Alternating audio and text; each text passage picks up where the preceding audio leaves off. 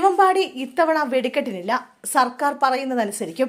തിരുവമ്പാടി ദേവസ്വം ഇത്തവണ വെടിക്കെട്ടിനില്ലെന്നും സർക്കാരും ജനങ്ങളും എന്തു പറയുന്നോ അതനുസരിക്കുമെന്നും തിരുവമ്പാടി ദേവസ്വം സെക്രട്ടറി കെ ഗിരീഷ് കുമാർ അറിയിച്ചു. ആഘോഷപൂർവ്വം പൂരം നടത്താനുള്ള ഒരു സാഹചര്യമല്ല ഇപ്പോൾ ഉള്ളത്. മരിച്ചവരുടെയും പരിക്കേറ്റവരുടെയും കുടുംബാംഗങ്ങളെ ചേർത്ത് നിർത്താനുള്ള കാര്യങ്ങളാണ് ദേവസ്വത്തിന്റെ ശ്രദ്ധയെന്നും ഗിരീഷ് കുമാർ പറഞ്ഞു. തിരുവമ്പാടി ദേവസ്വത്തിലെ ആഘോഷ കമ്മിറ്റി ഭാരവാഹികളായ 5 പേരും അപകടത്തിൽപ്പെട്ടിട്ടുണ്ട്. ഏത് അന്വേഷണത്തെയും ദേവസ്വം സ്വാഗതം ചെയ്യുന്നുവെന്നും അദ്ദേഹം പറഞ്ഞു.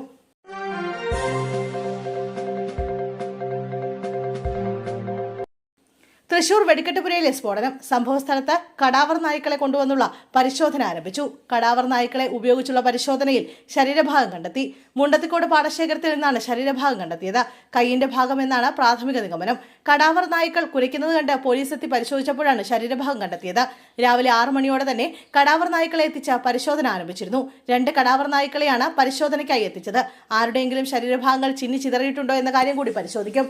അതിനുവേണ്ടിയാണ് കടാവർ നായ്ക്കളെ കൊണ്ടുവന്നത്. സ്ഫോടനത്തിൽ 13 പേരുടെ മരണമാണ് സ്ഥിരീകരിച്ചിട്ടുള്ളത്. ഇവരുടെ പോസ്റ്റ്മോർട്ടം നടപടികൾ പുരോഗമിക്കുകയാണ്.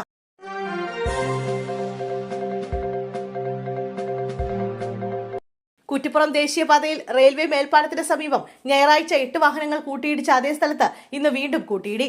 ഞായറാഴ്ച അപകടമുണ്ടാക്കിയ അതേ ലോറിക്ക് പിന്നിലായി ഇന്ന് 8 വാഹനങ്ങൾ കൂട്ടിയിടിക്കുകയായിരുന്നു. ഒരു കാറിലെ സ്ത്രീക്കും കുട്ടിക്കും സാരമായി പരിക്കേറ്റു. ഞായറാഴ്ച അപകടമുണ്ടാക്കിയ ചരക്ക് ലോറി സ്ഥലത്ത് നിന്ന് മാറ്റിയിരുന്നില്ല. വാളാഞ്ചേരി ഭാഗത്ത് നിന്നെത്തിയ ഒരു വാഹനം ഈ ലോറിക്ക് പിന്നിൽ പെട്ടെന്ന് ബ്രേക്ക് ചെയ്തതോടെ ഒന്നിനു പിറകെ ഒന്നായി 8 വാഹനങ്ങൾ കൂട്ടിയിടിക്കുകയായിരുന്നു. ഫോർച്യൂണർ, ഇന്നോവ ക്രിസ്റ്റ, ഇഗ്നിസ് തുടങ്ങിയ വാഹനങ്ങൾ ഉൾപ്പെടെ 8 വാഹനങ്ങൾ ഒന്നിനു പിറകെ ഒന്നായി ഇടിച്ചു. ഇഗ്നിസ് കാറിലുണ്ടായിരുന്ന സ്ത്രീക്കും കുട്ടിക്കുമാണ് പരിക്കേറ്റത്. ഇവരെ തൊട്ടടുത്ത ആശുപത്രിയിൽ പ്രവേശിപ്പിച്ചു.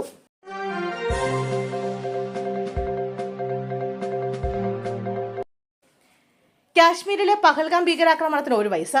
വാർഷികത്തിന് മുന്നോടിയായി കാശ്മീരിൽ സുരക്ഷ ശക്തമാക്കി. 2025 ഏപ്രിൽ 22-നായിരുന്നു തെക്കൻ കാശ്മീരിലെ അനന്ത്നാഗ് ജില്ലയിൽ പഹൽഗാം ടൗണിൽ നിന്നുള്ള 7 കിലോമീറ്ററോളം അകലെ മിനി സ്വിറ്റ്സർലൻഡ് എന്നറിയപ്പെടുന്ന ബൈസറൻ പുൽമേട്ടിൽ 3 ഭീകരർ വിനോദസഞ്ചാരികൾക്ക് നേരെ വെടിയുതിർത്തത്. നേപ്പാൾ സ്വദേശി അടക്കം 25 വിനോദസഞ്ചാരികളും ഒരു പ്രദേശവാസിയും കൊല്ലപ്പെട്ടു.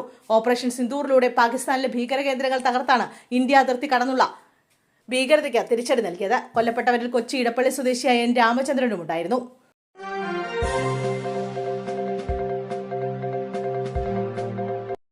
വാൽപ്പാറ അപകടത്തിൽ ചികിത്സയിലായിരുന്ന നൌഷാദ് അലി മരിച്ചു. ഇന്ന് പുലർച്ചെയായിരുന്നു മരണം. നൌഷാദ് അലിയുടെ ആരോഗ്യനില വഷളായിട്ടും ഡോക്ടർമാർ എത്താൻ വൈകിയതാണ് മരണം സംഭവിക്കാൻ കാരണമെന്ന് കുടുംബം ആരോപിച്ചു. തീവ്രപരിചരണ വിഭാഗത്തിൽ ചികിത്സയിലിരിക്കെയാണ് മരണം. അപകടത്തിൽ പരിക്കേറ്റ മറ്റു 3 പേർ ഇപ്പോഴും ചികിത്സയിൽ തുടരുകയാണ്.